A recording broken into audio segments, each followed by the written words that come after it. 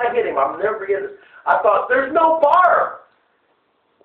As soon as I made contact with him and I thought, there's no barb. To keep the thing from sliding out, with that fishing line, it would just pull out of him and he'd go.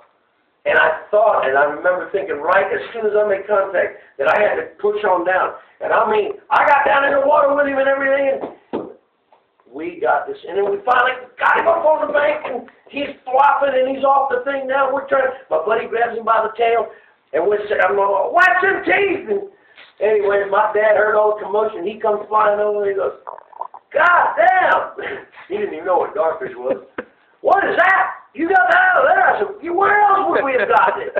So anyway, we got it up over onto the dry land, and my buddy threw it up there, and then Dad kicked him over, and that was, we brought that fish back to the house, and my mother thought that was incredible